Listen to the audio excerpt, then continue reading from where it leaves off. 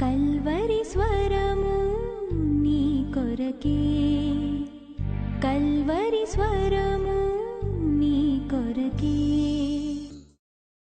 గలిలయ తీరాన చిన్న నావా, యేసయ్యా ఏర్పరచుకున్న నావా. గలిలయ తీరాన చిన్న నావా, యేసయ్యా ఏర్పరచుకున్న నావా. యేసయ్య సేవలో వాడబడిన, యేసయ్య బోధకు ఉపయోగపడిన ఆ నావలా నేనుంటే చాలునయ్యా. గలిలయ తీరాన చిన్న నావా, యేసయ్య ఏర్పరచుకున్న నావా. గలిలయ తీరాన చిన్న నావా, యేసయ్య ఏర్పరచుకున్న నావా.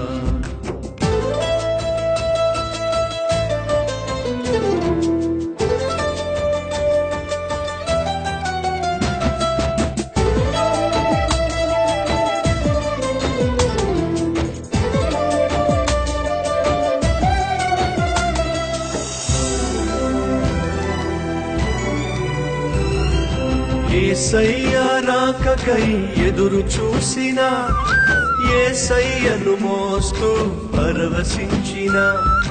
యేసయ్య రాకకై ఎదురు చూసిన, యేసయ్యను మోస్తూ పరవశించిన. ఆత్మల సంపాదనకై వాడబడిన, ఆశ్చర్య కార్యములెన్నో చూసిన ఆ నావలా నిన్ను మోస్తే చాలునయ్యా.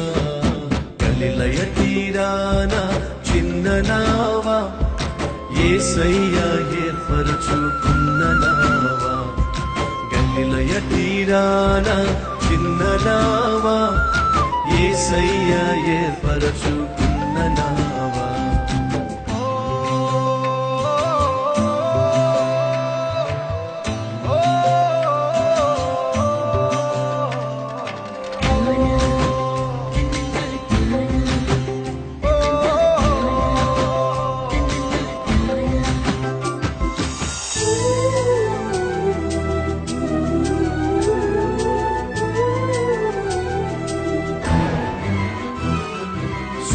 సుడిగుండాలెన్నో ఎదురొచ్చిన, పెను తుఫానులెన్నో అడ్డొచ్చిన.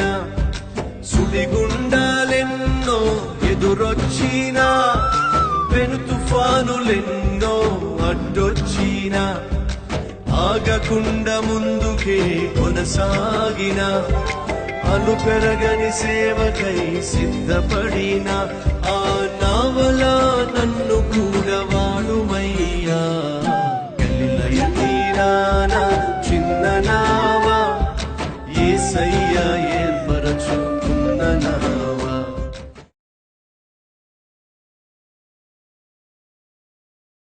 పేతురు రాసిన మొదటి పత్రిక 5వ అధ్యాయము 8వ వచనము. నిబ్బరమైన బుద్ధి గలవారై మెలకువగా ఉండుడి. మీ విరోధి అయిన అపవాది గర్జించు సింహం వలె ఎవరిని మృంగుదునా అని వెతకుచు తిరుగుచున్నాడు. మొదటిగా మనం బహు జాగ్రత్తగా ఉండవలసిన వ్యక్తి ఎవరయ్యా అంటే సైతానే. We got to be careful because our enemy is devil. సైతాను మనకు శత్రువు, మనందరికీ శత్రువు, మనందరికీ విరోధి. వాడికున్న ఒకే ఒక్క ఉద్దేశం ఏమిటంటే వాడు ఎట్లాగూ నరకానికి వెళ్తాడు గనుక వాడితో పాటు ఎంతమందిని తీసుకెళ్ళగలడో అంతమందిని నరకానికి తీసుకెళ్ళాలి అని కంకణం కట్టుకొని వాడు ఆది నుంచి నేటి వరకు శతవిధాల ప్రయత్నిస్తూనే ఉన్నాడు. గర్జించు సింహం వలె ఎవరు దొరుకుతారా, ఎవరిని పట్టుకుందామా, ఎవరిని లోపరుచుకుందామా, ఎవరిని నాశనం చేద్దామా, ఏ యవనస్తుడు దొరుకుతాడా, ఏ యవనస్తురాలు దొరుకుతుందా, ఏ కుటుంబం దొరుకుతుందా, ఏ వ్యక్తి దొరుకుతాడా చూద్దాం అని చెప్పి సైతాను మొదటి నుంచి కూడా గర్జించు సింహం వలె తిరుగుతూనే ఉన్నాడు. కాబట్టి బైబిల్ సెలవిస్తుంది, మీరు మెలకువగా ఉండండి, జాగ్రత్తగా ఉండండి. ఎందుకంటే వానికి అవకాశం ఇస్తే, అపవాదికి చోటిస్తే వాడు మీ జీవితాన్ని నాశనం చేసేస్తాడు. వాడు మిమ్మల్ని నాకు దూరం చేస్తాడు, పరలోకానికి రాకుండా చేసేస్తాడు. కాబట్టి బహు జాగ్రత్తగా ఉండండి అని దేవుడు బైబిల్లో మనకు ఆజ్ఞాపించాడు, శాసించాడు. సైతాను ఏదో విధంగా మనల్ని నాశనం చేయాలని చెప్పి వాడు ప్రయత్నాలు చేస్తూనే ఉన్నాడు కనుక బహు జాగ్రత్తగా ఉండాలని బైబిల్ సెలవిస్తుంది. వాడు ఎంత తంత్రగొట్టు అంటే, వాడంతా కంత్రి కోరడంటే, యేసుక్రీస్తు దగ్గర కొంతమంది శిష్యులు ఉండేవాళ్ళు. 12 మంది శిష్యులు ఉన్నారు. యేసుక్రీస్తు ఈ లోకానికి వచ్చిన అతి ప్రాముఖ్యమైన కారణం, పాపిష్టి మనిషి కోసం ప్రాణం పెట్టి ఆ పాపిష్టి మనిషి నరకానికి వెళ్లకుండా తనతో పాటు యుగయుగాలు పరలోకంలో ఉండాలని చెప్పి ఆయన ఈ లోకానికి వచ్చి శిలువలో మరణించి తిరిగి లేచాడు. ఏ రాత్రి అయితే యేసుక్రీస్తును సిలువ వేయడానికి వారు తీసుకెళ్లబోతున్నారో ఆ రాత్రి యేసుక్రీస్తు స్పష్టంగా సెలవిచ్చాడు, ఇంకొంచెం సేపట్లో నన్ను వచ్చి వాళ్ళు పట్టుకుని వెళ్ళిపోతారు, గొర్రెల కాపరిని పట్టుకుంటారు, గొర్రెలు చెదిరిపోతాయి అని అంటూ ఉంటే పేతురు ఏమన్నాడో తెలుసా మీకు? ప్రభువా, వీళ్ళందరూ పారిపోయినా సరే నేను మాత్రం పారిపోను. ఎవరు నీకు అండగా నిలిచినా నిలవకపోయినా నేను మాత్రం నీకు అండగా నిలుస్తా. అవసరం అయితే నీ కోసం ప్రాణమైనా ఇచ్చేస్తా. ఇప్పుడు యేసుక్రీస్తు సూటిగా పేతురు వైపుకు చూసి, పేతురు, 3 సార్లు నువ్వు యేసు ఎవరో తెలియదు అని బొంకకుండా కోడి కుయ్యనే కుయ్యదు అన్నాడు. నేను అనుకుంటాను అప్పుడు పేతురు అనుంటాడు, లేదా అనుకుని ఉంటాడు, ఎప్పుడు అంతే యేసుక్రీస్తు నన్ను ఎప్పుడు మిస్అండర్స్టాండ్ చేసుకుంటాడు, నన్ను ఎప్పుడు అపార్థం చేసుకుంటాడు, ప్రాణమైనా ఇస్తానని చెప్పి అంటా ఉంటే ముమ్మారు బొంకుతానంటాడు, ఏమిటి చూపిస్తా నేనేమిటో అని లోపల అనుకుని ఉంటాడు. కానీ జాగ్రత్తగా గమనించండి, సైతాను ఆ రోజు యేసుక్రీస్తు యొక్క శిష్యుని పట్టుకున్నాడు, ఒక అపోస్తులుని పట్టుకొని ఆ అపోస్తుల చేత, యేసుక్రీస్తు ఏర్పరచుకున్న శిష్యుల్లో ప్రప్రథముడైన వాని చేత సైతాను ఏం చెప్పించాడు తెలుసా మీకు? అసలు యేసు ఎవరో నాకు తెలియదు అని చెప్పించగలిగాడు. అర్థమైందా? The devil is so powerful, he could catch an apostle who could say I don't know Jesus. సైతాను ఎంత శక్తి గలవాడయ్యా అంటే, అపోస్తుల్ని పట్టుకొని అపోస్తుల చేత యేసు ఎవరో నాకు తెలియదు అనిపించగలిగాడు. కాబట్టి బైబిల్ స్పష్టంగా సెలవిస్తుంది, జాగ్రత్తగా ఉండండి, మెలకువగా ఉండండి. వాడు గర్జించు సింహం వలె ఎవరిని మృంగుదునానని చెప్పి తిరుగుతున్నాడు. అవకాశం ఇస్తే వాడు కాజేస్తాడు, అవకాశం ఇస్తే వాడు దోచేస్తాడు. బైబిల్ సెలవిస్తూ ఉంది సైతాను గురించి, వాడు మొదటి నుంచి దొంగ, దోచుకునివాడు, హంతకుడు. వాడి పని ఏమిటయ్యా అంటే నీలో ఉన్న మనశ్శాంతిని దోచుకోవడం. వాడి పని ఏంటయ్యా అంటే నీలో ఉన్న పరిశుద్ధమైన జీవితాన్ని దోచుకోవడం, కాజేయడం. వాడి పని ఏమిటయ్యా అంటే దేవుడు నీకు ఇచ్చిన మనశ్శాంతిని నువ్వు పొందుకోకుండా చేయడం, దేవుడు నీకు ఇచ్చిన రక్షణను నువ్వు ఎంజాయ్ చేయకుండా చేయడం, అదే వాడి పని. కాబట్టి ప్రతి క్రైస్తవుడు, రక్షించబడిన ప్రతి విశ్వాసి, ఆత్మీయుడు ఎప్పటికప్పుడు బహు జాగ్రత్తగా ఉండాలి. కారణం ఏమిటయ్యా అంటే మన శత్రువు అయిన సైతాను గర్జించు సింహం వలె మన చుట్టూ తిరుగుతూ ఉన్నాడు అని బైబిల్ సెలవిస్తూ ఉంది. ఏ మాత్రం వాడికి మనం అవకాశం ఇచ్చినా వాడు మనల్ని సంపూర్ణంగా నాశనం చేయడానికి ఛాన్స్ తీసుకుంటాడు అనేది వాస్తవం. ఒకానొక సమయంలో ఎలక పిల్లలను కని ఆ పిల్లలను చూసుకుంటా ఉంది ఒక చిన్న రంధ్రంలో. ఆ రంధ్రంలో ఉండి ఆ పిల్లల్ని జాగ్రత్తగా చూసుకుంటా ఉంటే బయట వర్షం పడతా ఉంది. బయట వర్షం పడతా ఉంటే ఆ వర్షానికి తట్టుకోలేక ముళ్ళులు కలిగిన ఒక పందికొక్కు లాంటిది, మరి దాన్ని ఏమంటారు నాకు తెలియదు, కానీ మీరు చూస్తుంటారు కదా, ముళ్ళులు ఉంటాయి, పందికొక్కులా ఉంటుంది, దట్టంగా ఉంటుంది. నెమ్మదిగా రంధ్రంలోకి మూతి పెట్టి ఎలకని అందట, బయట వర్షం పడుతుంది, నాకు ఊపిరి ఆటలేదు, నువ్వేం అనుకోకపోతే కాసేపు నా మూతి రంధ్రంలో పెట్టుకుంటా, వర్షం తగ్గిపోయిన తర్వాత నేను వెళ్ళిపోతా, ఆ మాత్రం సహాయం నువ్వు చేస్తావా అని అడిగితే పాపం ఎలక అనుకుందంట, మూతే కదా పెట్టింది, బయట వర్షం పడుతుంది కదా, ఆ మాత్రం సహాయం చేయకపోతే ఎట్లాగా, అందులో మేము అందరం కూడా ఒకే జాతికి సంబంధించిన వాళ్ళం కదా, మేము సహాయం చేసుకోకపోతే ఇంకెవరు సహాయం చేస్తారు, పోనీలే పెట్టుకో అని చెప్పిందంట. ఏంటంట, పోనీలే పెట్టుకో, మూతే కదా పెట్టుకో అందట. అరగంట అయిన తర్వాత ఎలక నెమ్మదిగా గమనిస్తే మూతే కాదు, అది ఏకంగా మెడే లోపల పెట్టిందంట. మెడే లోపల పెట్టేసరికి లోపల ఉన్న ఎలక అలాగే మిగిలిన పిల్లలు కొంచెం ఇబ్బంది పడడం మొదలు పెట్టినాయి. కారణం ఏమిటంటే చోటు సరిపోట్లా. అప్పుడు ఎలక అందట, నువ్వేదో మూతే పెడతానన్నావు లోపట, బయట నీళ్ళల్లో నీకు ఊపిరాట్లేదన్నావు, మూతి పెడతా అని చెప్పేసి నెమ్మదిగా ఏకంగా మెడ పెట్టేశావేంటి అని అంటే, అదందట, నాకు ఉక్కిరి బిక్కిరి అయిపోతున్నాను బయట, తలకాయ ఏదో కాస్త లోపల పెట్టుకున్నా, నువ్వేం అనుకో, మాకు వర్షం అయిపోతే వెళ్ళిపోతా కదా, అమ్మాత్రం కొంత వరైపోతావేమిటి, అమ్మాత్రం సహాయం చేయలేవా అని చెప్పండి. పోనీలే అని చెప్పేసి అనుమతించిందట. అరగంట అయిన తర్వాత చూస్తే తలకాయ లోపలికి వచ్చిందట, మెడ లోపలికి వచ్చిందట, 2 కాళ్ళు కూడా లోపలికి వచ్చినాయి అంట. ఈ లోపలి ఎలక చూసి ఇదేంటిది, మూతంది, మెడంది, ఆఖరికి కాళ్ళు కూడా లోపలికి వచ్చినాయి అని చెప్పి ఏం అర్థం కాక, ఇదే నువ్వు లోపలికి వచ్చేస్తున్నావేమిటి అంటే, బయట చాలా చలిగా ఉంది, ఒళ్ళంతా వణిగిపోతా ఉంది, ఏదో 10 నిమిషాలు లోపల తలదాచుకుందామని ఏదో కొంచెం లోపల పెట్టాలే, ఏమనుకో మాకులే అని చెప్పి అంటే, పోనీలే పాపం బయట చలిపడుతుంది కదా అనుకుంది. కాసేపు అయిన తర్వాత ఆ రంధ్రంలోకి ఆ ముళ్ళు కలిగిన పందికొక్కు పూర్తిగా లోపలికి వచ్చేసింది.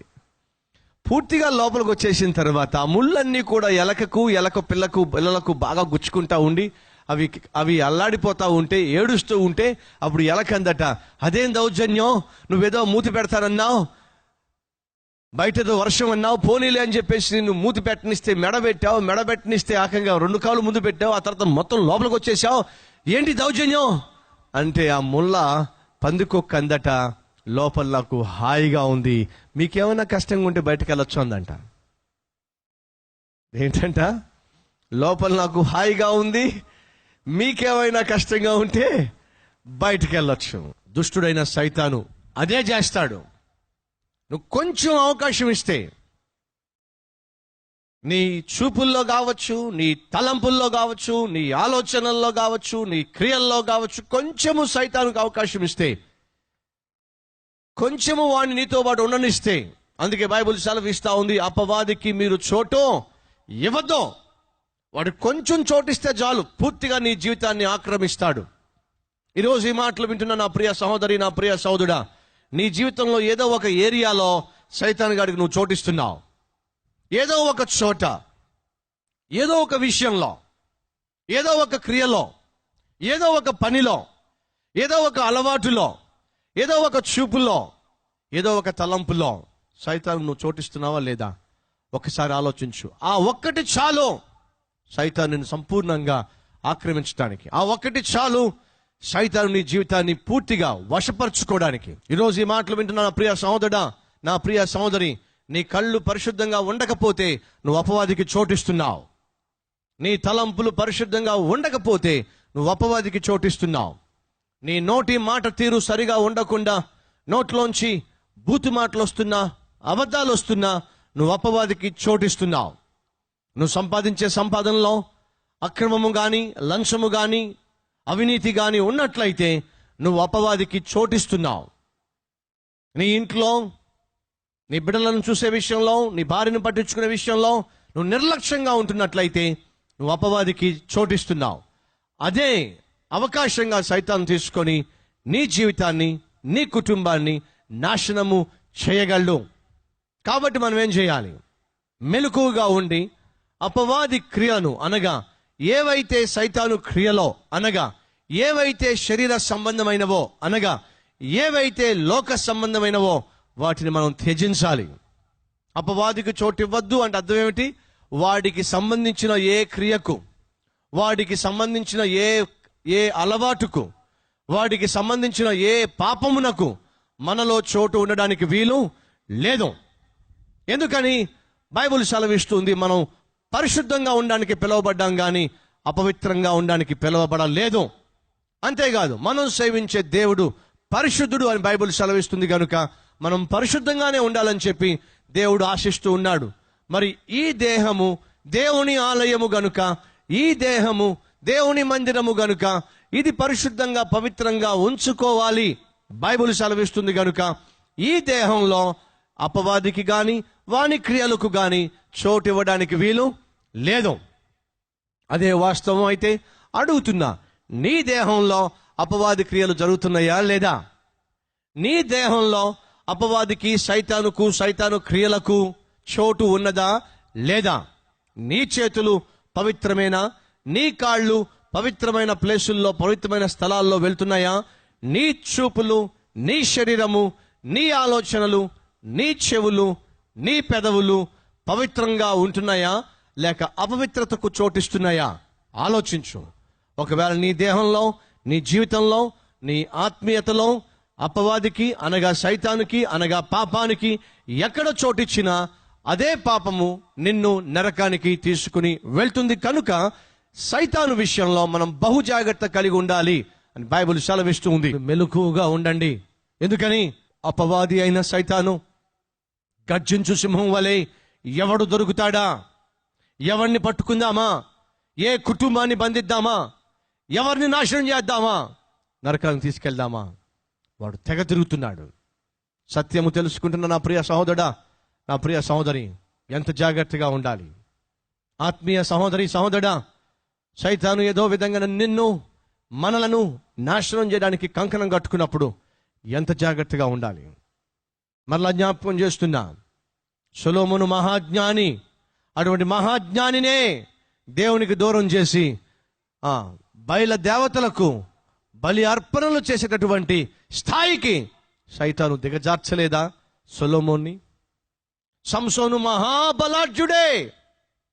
అటువంటి మహాబలాఢ్యుణ్ణి వేశ్యల దగ్గరకు తీసుకుని వెళ్ళలేదా సైతాను గాడు? దావీదు యెహోవా హృదయానుసారుడే. కానీ ఒకానొక సమయంలో తన సైనికుడి యొక్క భార్యను పిలిపించి వ్యభిచారం చేసే విధంగా ప్రేరేపించలేదా? కాబట్టి బైబిల్ సెలవిస్తా ఉంది, మెలకుగా ఉండండి.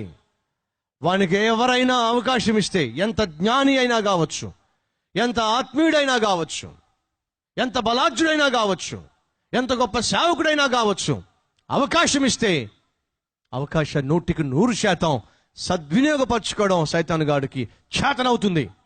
కాబట్టి మనం బహు జాగ్రత్తగా ఉండాలి బైబిల్ సెలవిస్తుంది. ఈరోజు ఈ మాటలు వింటున్న నా ప్రియ సహోదరుడా, నా ప్రియ సహోదరి, ఏవైతే సైతాను క్రియలో, ఏవైతే సైతాను సంబంధమైనవో, ఏవైతే సైతానుకు దగ్గరగా ఉన్నవో వాటిని కనిపెట్టి, వాటిని విడిచిపెట్టి పరిశుద్ధంగా జీవించడానికి మనల్ని మనం అప్పగించుకుంటే ఎంత బాగుంటుంది. ఒక్కసారి ఆలోచించండి. We got to be careful because our enemy is devil. సైతాను మన శత్రువు గనుక మనం బహు జాగ్రత్తగా ఉండాలి. లేకపోతే ఏం చేస్తాడు? ఏదో ఒకరోజు మన చేత కూడా అనిపిస్తాడు. ఏమని? యేసు ఎవరో నాకు తెలియదు, యేసు గురించి నేను ఎప్పుడూ వినలేదు. నువ్వు క్రైస్తవుడు కదా? అబ్బే, అసలు నేను క్రైస్తవుడిని కాదు. లేదా అటువంటి వాళ్ళు ఉద్యోగాల్లో ఎవరైనా పొరపాటు మిమ్మల్ని అడిగితే, ఏమండి మీరు చర్చికి వెళ్తారా మీరు? నేను ఎందుకు వెళ్తాను చర్చికి? నాకేం పని చర్చికి వెళ్ళడానికి? అయ్యయ్య, చర్చికి వెళ్ళవా? చర్చిలో సగం పెద్దవు కదా నువ్వు. ఒకవేళ ఖచ్చితంగా అడగవలసిన వాళ్ళు మనల్ని డైరెక్ట్గా ఒకవేళ అడిగితే, మీరు చర్చికి వెళ్తున్నారని తెలిసింది నాకు, మీరు ఒకసారి నమ్ముకుంటున్నట్టుగా తెలిసింది మాకు, నిజమేనా? అలాంటిదేమీ లేదండి. ఎవరో మీకు రాను ఇన్ఫర్మేషన్. అసలు ఆ ఛాయలకు కూడా నేను వెళ్ళండి. ఇప్పుడు చూసారు మీరు, సిగ్గుమాలిన బతుకు, పొట్ట కూటి కోసం క్రీస్తునే అమ్మేయటం ఎంత దౌర్భాగ్యం. గుప్పెడు మెతుకుల కోసం యేసునే తాకట్టు పెట్టేయడం, ఆత్మీయతనే అడ్డంగా అమ్మేయడం ఎంత దౌర్భాగ్యం. జాగ్రత్త. సైతాను తంత్రగొట్టు, వాడు డెఫినెట్ గా ఆత్మీయంగా కనిపించే ప్రతి ఒక్కరిని ఏదో విధంగా మభ్యపరిచి, బైబిల్ సెలవిస్తా ఉంది, సాధ్యమైతే ఏర్పరచబడిన వారిని సహితము వాడు మోసం చేసి నరకానికి తీసుకెళ్ళడానికి వాడు రెడీగా ఉన్నాడు, సిద్ధంగా ఉన్నాడు. కాబట్టి క్రైస్తవ సహోదరి సహోదరులు బహు జాగ్రత్తగా ఉండాలి, మెలకువగా ఉండాలి. కనీసం ఈ రోజు నుంచి అయినా, ప్రభువా ఏ విషయాల్లో నేను అజాగ్రత్తగా ఉంటున్నానో, ఏ విషయాల్లో సైతానుకు నేను చోటిస్తున్నానో, సైతానుకు నేను అవకాశం ఇస్తున్నానో, ఆ విషయాల్లో ఇక నుంచి నేను జాగ్రత్త పడతా. ఎందుకని అలా జాగ్రత్త పడకపోతే వాడే నేను జాగ్రత్తగా తీసుకెళ్తాడు. ఎక్కడికి తీసుకెళ్లాల్సినటువంటి వాని గమ్య స్థానానికి. నువ్వు అనొచ్చు, బ్రదర్ అన్ని విషయాల్లో ఓకే బ్రదర్, ఏదో 1-2 అర ఉన్నాయి తప్పించి, ఆ 1-2 అర చాలు నిన్ను వాడు నరకానికి తీసుకుని వెళ్ళడానికి. యేసుక్రీస్తు సిలువకు అప్పగింపబడుతున్న సమయం ఆసన్నమైనప్పుడు బైబిల్లో ఏముందో చూసారా? చదువుదాం రండి ఒకసారి. యోహాను సువార్త 14వ అధ్యాయము 30వ వచనము. జాగ్రత్తగా వినాలి, ప్రతి ఒక్కరూ జాగ్రత్తగా వినాలి. మనం ఈ లోకాన్ని విడిచిపెట్టబోయే ముందు ఒకటి జరగబోతుంది. అదేంటో బైబిల్లో ఉంది, చూస్తారా? యేసుక్రీస్తు ఈ లోకంలో తన పనిని ముగించి ఈ లోకాన్ని విడిచిపెట్టి వెళ్ళబోయే సమయం ఆసన్నమైనప్పుడు ఆయన జీవితంలో కూడా ఒక సంఘటన జరిగింది. అది ఆయన చెప్పేశాడు. ఏమని ఉంటున్నాడు చూద్దాం రండి. ఏముంది బైబిల్లో? 30వ వచనము. ఇకను మీతో విస్తరించి మాట్లాడను, ఈ లోక అధికారి వచ్చుచున్నాడు, నాతో వానికి సంబంధం ఏమీయో లేదు. లోకాధికారి వస్తున్నాడు. యేసుక్రీస్తు సిలువకు అప్పగింపబడే రాత్రి, అప్పగింపబడే సమయము, అప్పగింపబడే గడియ ఆసన్నమైనప్పుడు సైతాను గాడు యేసుక్రీస్తు దగ్గరకు వస్తున్నాడు. వాడిని చూస్తూ యేసయ్య అంటున్నాడు, లోక అధికారి వస్తున్నాడు, కానీ వాడికి నాకు ఎటువంటి సంబంధము లేదు. జాగ్రత్తగా వినండి. మన ఇండియా దేశాన్ని మనం విడిచిపెట్టి ఇతర దేశానికి వెళ్తున్నప్పుడు మన ఇండియా దేశంలో ఎయిర్పోర్ట్లో మన బ్యాగ్ చెక్ చేస్తారు. తెలుసా మీకు?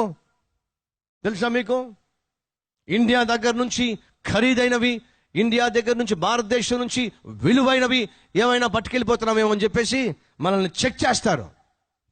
చెక్ చేసి మన భారతదేశానికి సంబంధించిన విలువైన వాటిని ఏమైనా పట్టుకెళ్తున్నట్లయితే వాళ్ళు వెంటనే ఆపేస్తారు. అర్థమైందా మీకు? సో మనం ఈ దేశాన్ని విడిచిపెట్టి వేరే దేశానికి వెళ్ళేటప్పుడు అక్కడ అన్ని జాగ్రత్తగా చెకింగ్ జరుగుతాయి. ఏమైనా మన దేశానికి సంబంధించినవి ఏమైనా వెళ్ళిపోతున్నాయా, విలువైనవి ఏమైనా వెళ్ళిపోతున్నాయా, మనకు సంబంధించినవి ఏమైనా వెళ్ళిపోతున్నాయా, చెకింగ్ చేస్తారు. చెకింగ్లో పట్టబడితే ఆపేస్తారు. జాగ్రత్తగా వినండి. నువ్వు నేను ఈ లోక యాత్ర ముగించి వెళ్ళిపోయే సమయం వచ్చినప్పుడు సైతాన్ గారి దగ్గరకు వస్తాడు. ఒక్కసారి నిన్ను చూస్తాడు, పైనుంచి కింద దాకా చూస్తాడు, స్కానింగ్ చేస్తాడు, చెకింగ్ చేస్తాడు. నీకు నాకు సంబంధం ఉంది అని ఆ రోజు అన్నాడంటే చాలు. అర్థమైందా? చెకింగ్లో, వాడు స్కానింగ్లో సైతానుకు సంబంధించిన అలవాటు కానీ, సైతానుకు సంబంధించిన వస్తువు కానీ, సైతానుకు సంబంధించిన బుద్ధి కానీ, సైతానుకు సంబంధించిన మాట తీరు కానీ, సైతానుకు సంబంధించిన చూపులు కానీ, సైతానుకు సంబంధించిన కోరికలు కానీ, సైతానుకు సంబంధించిన పాపము కానీ ఏదైనా మనలో ఉన్నట్లయితే నువ్వు నావాడివి, పరలోకానికి ఎలా వెళ్తావు? ఆపేస్తాడు. అర్థమవుతుందా? యేసుక్రీస్తునే చెకింగ్ చేయడానికి వచ్చాడంటండి వాడు, దుర్మార్గుడు. యేసుక్రీస్తు ఈ లోకాన్ని విడిచిపెట్టి వెళ్ళిపోయే సమయం వచ్చినప్పుడు వాడు వస్తున్నాడు. యేసయ్య అన్నాడు ఆ మాట, లోక అధికారి వస్తున్నాడు, వాడికి నాకు ఎటువంటి సంబంధము లేదు. ఈ లోకాన్ని విడిచిపెట్టే గడియ ఏదో ఒక రోజు మనకు వస్తుంది. అలా వచ్చినప్పుడు సైతాన్ డెఫినెట్ గా వస్తాడు, వచ్చి స్కాన్ చేస్తాడు, చెక్ చేస్తాడు. వీడేంటి వెళ్ళిపోతానంటాడు పరలోకానికి, 2 భార్యలు పెట్టుకుని కుదరదు. ఎందుకని? బైబిల్ ప్రకారం ఒకే భార్య ఉండాలి నాయన. నీకు ఇద్దరు భార్యలు కదా, నువ్వు నాకు సంబంధించిన వాడు. ఆగో, అర్థమైందా? వీడేంటి పొద్దున్న లేచి తాగేవాడు, వీడు పరలోకానికి వెళ్తాడంటాడేంటి? కుదరదు. ఎందుకని? తాగుబోతులు పరలోకానికి వెళ్ళరు బాబు, అది మేము వెళ్ళే ప్రాంతానికి తీసుకెళ్తాం. అర్థమవుతుందా? బైబిల్ స్పష్టంగా సెలవిస్తుంది, త్రాగుబోతులు, తిరుగుబోతులు, వ్యభిచారులు, దొంగలు, మోసగాళ్ళు, వీళ్ళెవరూ కూడా పరలోకానికి వెళ్ళరు. ఎందుకని? వాళ్ళు సైతాను సంబంధులు. సైతానుకు సంబంధించిన ఈ అవలక్షణాలన్నీ కూడా వారిలో ఉన్నప్పుడు, ఇవన్నీ నాకు సంబంధించినవి కదా, నువ్వు నావాడివి కదా, నువ్వెలా వెళ్తావు పరలోకానికి? చెకింగ్లో పట్టబడినప్పుడు ఎలా వెళ్తావు పరలోకానికి? యేసుక్రీస్తు అంటున్నాడు, అపవాది వస్తున్నాడు, లోక అధికారి వస్తున్నాడు, ఈ లోకాన్ని విడిచిపెట్టి నా పరలోకానికి వెళ్ళబోయే ముందు నన్ను చెక్ చేయడానికి వస్తున్నాడు. అప్పుడు యేసు అంటున్నాడు, వాడికి సంబంధించింది ఏది కూడా నా దగ్గర లేదు, వాడికి నాకు ఏ కనెక్షన్ లేదు, వానికి నాకు ఏ సంబంధము లేదు. మనము చెప్పగలమా? సైతాన్ గాడికి నాకు ఏ సంబంధము లేదు. దేంట్లో కూడా వాడికి నాకు ఎటువంటి పొత్తు, ఎటువంటి ఫ్రెండ్షిప్, ఎటువంటి రిలేషన్షిప్ లేదు. ఒకప్పుడు వాడితో నేను ఫ్రెండ్షిప్ చేసేవాడిని, ఒకప్పుడు వాడు చెప్పినట్టుగా చేసేవాడిని, ఒకప్పుడు వాడు తిరగమన్న చోట తిరిగేవాడిని, ఒకప్పుడు వాడు తినమందన్నా తినేవాడిని, ఒకప్పుడు వాడు తాగమందన్నా తాగేవాడిని. కానీ ఒకప్పుడు అలా జీవించాను. కానీ ఇప్పుడు నేను నా ప్రభు బిడ్డగా మారా. నాలో యేసుక్రీస్తు వచ్చాడు, సైతానుకు నాకు సంబంధము లేదు. ఎంతమంది చెప్పగలరు?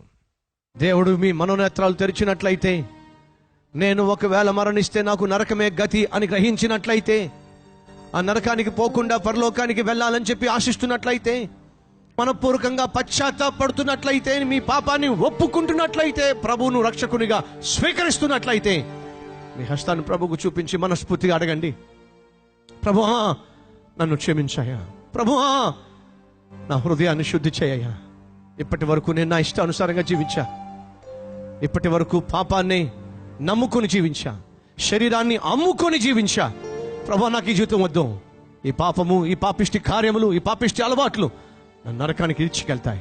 నాకు వద్దు ప్రభువా ఈ జీవితం. ఈరోజు నిన్ను నా సొంత రక్షకునిగా అంగీకరిస్తున్నా, నీ బిడ్డగా జీవించడానికి నన్ను నీకు అంకితం చేస్తున్నా అని మనం పూర్వకంగా ప్రార్థన చేద్దామా? ప్రభువా ఇదిగో నా జీవితం నాయన, ఇప్పటి వరకు నేను నా ఇష్టానుసారంగా జీవించా, ఇప్పటి వరకు నా ఇష్టానుసారంగా నేను తిరిగా, బాధ్యత లేకుండా, భక్తి లేకుండా, భక్తిలో శక్తి లేకుండా. ప్రభువా సైతాను చెప్పినట్లా జీవించా, నన్ను క్షమించయా. అన్ని విషయాల్లో అపవాదికి చోటిచ్చా, అన్ని విషయాల్లో వాడినే సంతోషపరిచా. కానీ రాత్రి నువ్వు సూటిగా స్పష్టంగా నాతో మాట్లాడావు, అపవాదికి చోటు ఇవ్వద్దని. వాడు గర్జించు సింహం వలె తిరుగుతూ మమ్మల్ని నాశనం చేయడానికే కంకణం కట్టుకున్నాడని, వాడికున్న ఒకే ఒక ఉద్దేశం మమ్మల్ని నరకానికి తీసుకుని వెళ్ళడమేనని గ్రహించిన మేము నాయన ఇక నుంచి మెలకువ కలిగి జీవించడానికి, ఏ రోజు మేము ప్రభు ఈ యాత్ర ముగించవలసిన దినం వస్తుందో, గడియ వస్తుందో మాకు తెలియదు గనుక బహు జాగ్రత్తగా మెలకువగా ఉండాలని, ఆయన ఇప్పటి వరకు చేసిన ప్రతి పాపమును ఒప్పుకొని నిన్ను సొంత రక్షకునిగా అంగీకరిస్తున్నారో వారిని ప్రభు నేడే స్వీకరించి వారి పేర్లు జీవగ్రంథంలో లిఖింపచేసి నిత్యము ప్రభు నీతో జీవించే భాగ్యాన్ని ప్రతి ఒక్కరికి దయచేయమని యేసు నామములో వేడుకొనుచున్నాము తండ్రి, ఆమేన్.